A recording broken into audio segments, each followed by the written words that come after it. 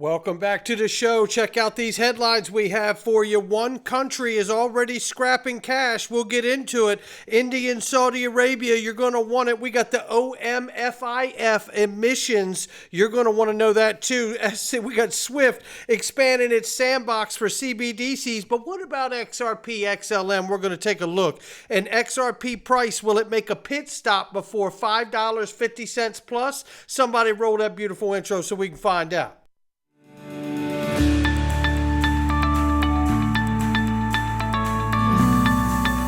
Digital Perspectives with Brad Kimes. Come on in.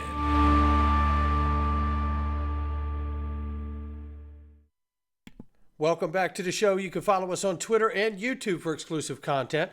Right now, $1.09 trillion market cap for crypto. The market is up 1.4% right now. Who doesn't like seeing that? We'll take it in a crypto winter. Bitcoin, 26,600 plus. Ethereum, 1630 and change. And we see XRP right now at 48 cents. Tether market cap is 83 billion plus. Right now, 48 cents for XRP, up 1.1 in the 24 hours, still off by 2.3. Ladies and gentlemen, I got my foot everywhere I can be. And physical gold is a place I want to be. I know as we move into the new financial system, I'm going to want to have some physical gold to hedge all of this appetite for risk that I have in the crypto space as we move to a new financial system. Gold gives me that, and I get it at Miles Franklin, and you can too. The best precious metals prices in the world, but you got to call them at the number I got you underneath the video and use the code DIG-GOLD. D-I-G Gold. Don't mess around. They will take care of you. I promise you that. Here we have John Deaton in the house. He's sharing Haley Lennon's post here, which says, I've never seen a field so rife with misconduct and people trying to run outside the law, Gary Gensler said in his recent testimony. John Deaton, rightfully so, says here, when I first read the quote, I immediately thought Gary Gensler was talking about his time at Goldman Sachs. Oh, yeah. You got to love it. Then this here from Jeremy Hogan. Shout out to him and the Legal Briefs team. Since a federal judge is authorizing the sale of FTX digital assets, and they are, in a new filing, FTX has officially received approval to start dumping their coins. They'll sell up to $50 million this week and up to $100 million each week subsequent week, with option to extend up to $200 million. They'll also be entering short hedges on Bitcoin and Ethereum in expectation of price drops. He says here, since the federal judge is authorizing the sale of FTX digital assets, including Solana and XRP, back into the secondary market, those sales must be legal and exempt from SEC registration requirements. How about that for a little tidbit from Jeremy Hogan? He says, last I heard, the DEA doesn't sell cocaine if it confiscates back to the cartels. How about that? You know, this is a great point that in order for them to be able to put Solana and XRP back into the secondary market, those sales must be legally exempt from SEC registration requirements. So there you have that. And here we see a country already, Australia, slowly becoming more cashless. A very quick blurb here that you need to hear. Take a listen. Slowly shifting towards being cash-free. More than $1 billion worth of notes have disappeared from circulation in the past 12 months. It follows the Commonwealth Bank's decision to start trialling cashless branches across Sydney. Economists say a cashless society will hurt criminals on the black market, but will make life more difficult for the elderly who rely on notes and coins. Look, all of this we know is an attempt to move to a fully digital society, fully tokenized society. And if it's not done right, it's going to be a nightmare, to be perfectly honest, right? Because we don't want to live in a world the way the Chinese yuan has been designed, which is to monitor, be controlled, programmable, and the rest of it. What a scary notion that is. So look, as much as I'm excited about moving into this digital realm, I have to have caution about some of these things, about how these things get done. How do they resolve? What does the final picture look like on a CBDC in their country, our country, wherever you live in your respective country? Because it matters. I mean, if they don't get it right, our freedoms as citizens of the world are going to be impeded upon, and we can't allow it to happen. Right here, India and Saudi Arabia have begun discussions on trading in national currencies. Boom. Peter Shalson down below says not boom, just discussions. Well, Peter, I agree, and I totally respect your point. But to add to the point of Gold Telegraph, we do know that Saudi Arabia have already begun to accept Chinese yuan for oil through the Shanghai Exchange. So the moment of pulling away from the petrodollar agreement is really already begun. What we want to watch out for now is January 1, 2024, and what announcements we may get leading up to that moment and after Saudi Arabia joins BRICS along with United Arab Emirates and Iran. The OMFIF think tank for the financial system and banks, they got an admission here. Panelists openly admitting banks are upgrading their infrastructure behind the scenes in order to be able to participate in this new financial ecosystem. Shout out to Cypress Demonacore for this. Take a listen. Said that, let's turn to the role of traditional finance, because traditional finance firms were originally viewed as the disrupted. They were going to get wiped off the map and replaced. But now they are starting to take a lead in both innovation in terms of products and services, but also in upgrading their own internal structures and systems to be able to participate in this ecosystem. And there you have it right there. They're telling you the truth. And listen, the reason I wanted to grab this clip and bring it in today is because this speaks to one of my disciplines as an investor. I am in this space to make money, and I plan on becoming extremely wealthy. I'm not looking to make a little bit of money. I'm not looking to apologize about it. I want to get extremely wealthy, and I hope all of you do too. And I've got my nets in the water where I think it will catch the most fish. But what I can say here is that I wanted to show this because this highlights one of my core disciplines about investing, which is stacking my pennies next to their dollars. And in this time of suppression, it is reminding me that we are watching the financial system upgrade their systems and infrastructure to be able to participate in this new financial ecosystem, which leads me into the conversations about assets that I may feel will have a role of some sort in the new financial system, right? So that is what I wanted to show there. Then the questions continued here. SWIFT expands Sandbox for CBDC interoperability. When will they start to use and trigger a price rise to $10, says Lord XRP here. Well, when I go into this, I just want to share this less for the headline. By the way, I wouldn't kick $10 XRP out of my bed for eating crackers. Eat all the crackers you want, XRP. SWIFT is advancing its central bank digital currency interoperability project with 3 central banks joining the beta phase. Now, if we go into that underneath here, it says 3 central banks, including Hong Kong Monetary Authority, Central Bank of Kazakhstan, have collaborated with SWIFT CBDC's interoperability. They will begin integrating infrastructure for direct testing with SWIFT's specialized CBDC connector solution.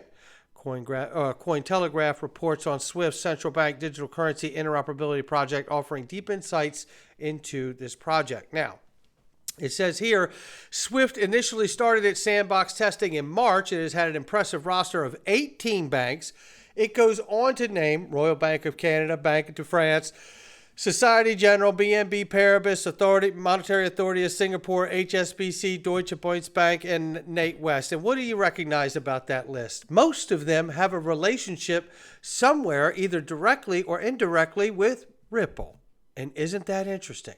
And Hong Kong Monetary Authority up here has absolutely a direct relationship with Ripple and XRP in the use of their CBDCs for tokenized real estate and other use cases being explored now. The question is, as a speculator and investor in this space, you have to ask yourself, do I think that there's possibility that some of these use cases from the Hong Kong Monetary Authority and maybe other banks related and their relationships with Ripple, with SWIFT, could there be? And would it take us to $10? Who knows? But I tell you this, if there's a relationship, that's all I'm really concerned about, to be perfectly honest. So looking here, Ripple's XRP XLM Forge Alliance to take on crypto market with potential SWIFT integration on the horizon.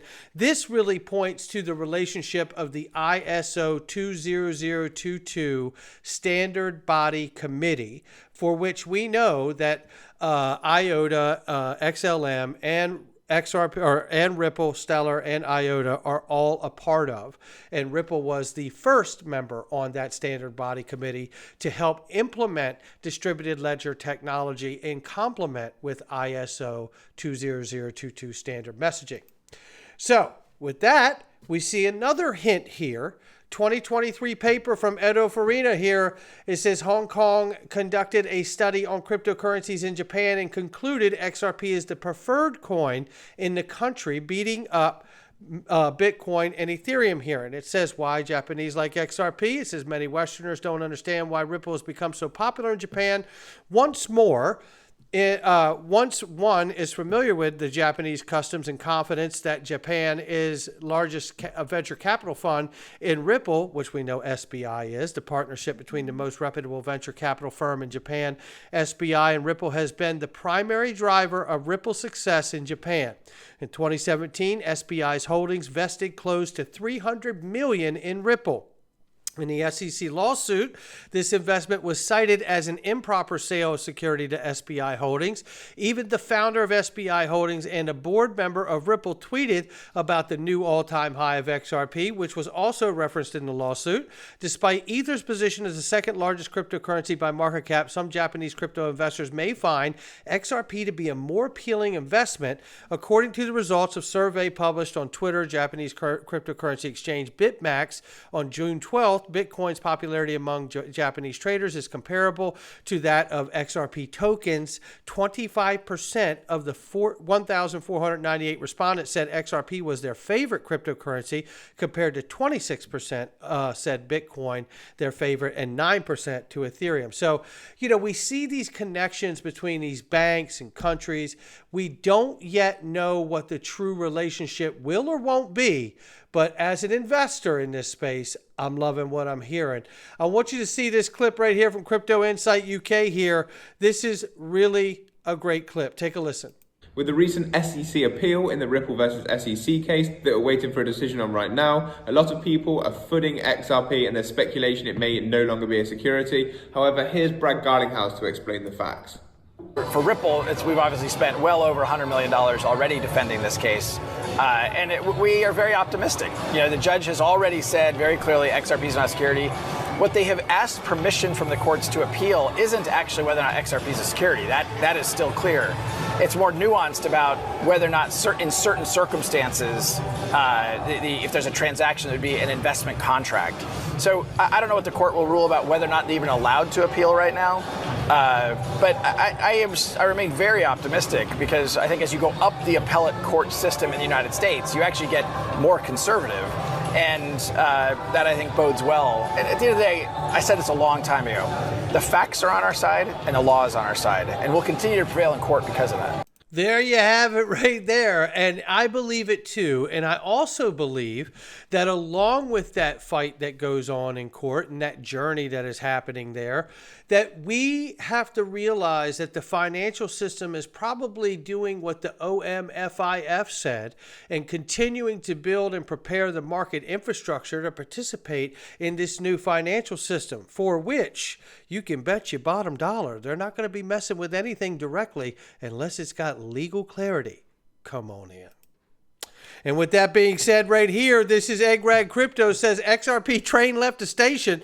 Well, let it go. That's what I say. Shout out to Egg Rag Crypto. Check out this monthly time frame chart. He says since June lows, XRP has been chugging along the tracks. And guess what? The train has officially left the station and on its way to Valhalla. Oh, I love the sound of this. Sure, we might see a pit stop around 40 cents to 33 cents. But personally, I'm not too phased. Guess what? Neither am I. I keep dollar cost averaging to stay cool. The next big hurdles look for 80 cents and $1.30 on different charts. XRP has its sights set, and it might just reach those targets in a single candle, it says. He says, now, if we're talking about the high end of rail B, which you could go ahead and just look at this really quickly here, B being the top, A being the bottom. If we're talking about the high end of rail B, we're looking at $2.80 to $5.50, maybe even stretching up to $6 to $7. There are some serious moonshot goals for XRP. How about that one? Now listen, again, taking a look at it here. You can see where that rail is, but you could also see where we are and how we may dip down in that rail to that 33.40 cent range, which would not faze me either. But guess what? It's not financial advice. It's just my digital perspectives and his and everybody else's too. And I tell you, I'm excited to see what's coming. A lot of these technical analysts, they know more than I do about these charts.